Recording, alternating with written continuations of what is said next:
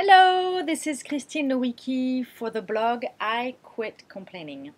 I decided to do this video because I'm receiving more and more messages from people like you who are trying to do this 21-day challenge to quit complaining. And one of the main questions that I have is people trying to identify when is it that they're complaining and when is it that they're not. Because I want to be very clear that when you do this challenge and when you wake up in the morning and you decide that no matter what, complaining is not going to be one of your options, I want to make it very clear that it doesn't mean that you have to let people step on your toes. It doesn't mean that you cannot express a frustration.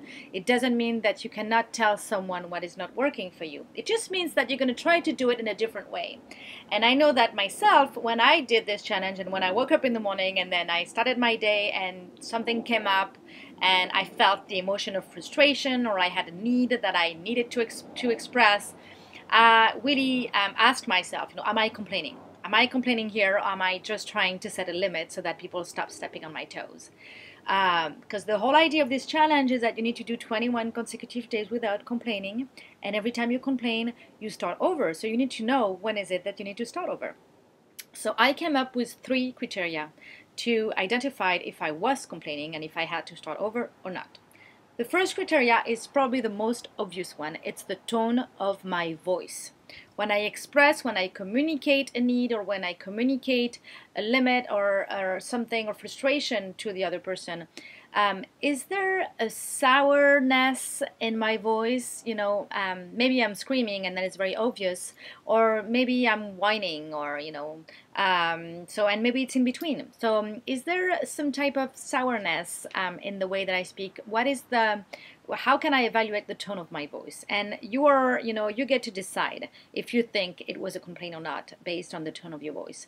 Now, there is 2 more criteria to help you. And the second one is my position.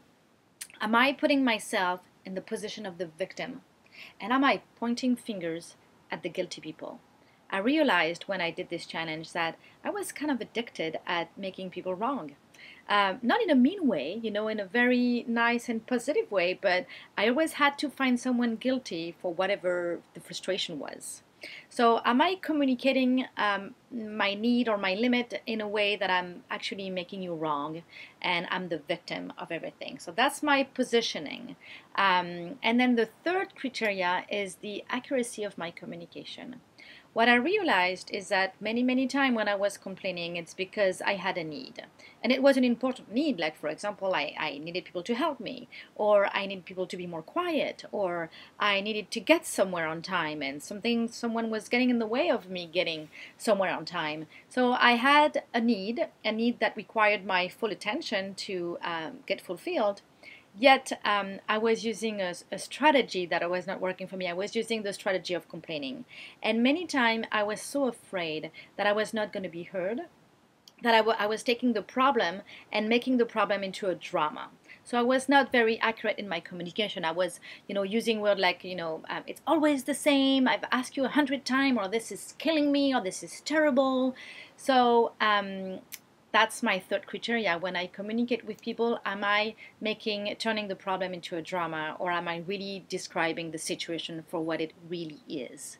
So the whole idea of this 21-day challenge to quit complaining is that, yes, you have the right and you need to take care of your needs. You need to set boundaries and set limits. It's not about letting people step on your toes, but how about learning to communicate first with a tone of voice that is, kind of normal, and then how can I communicate in a way where I'm not the victim and I'm not trying to make anybody wrong here, and can I make sure that when I express and when I explain a situation, I really describe the situation for what it is and I don't make it bigger than what it is just because I'm afraid that I'm not going to be heard. So those are my 3 criteria, and I really hope that they're going to help you.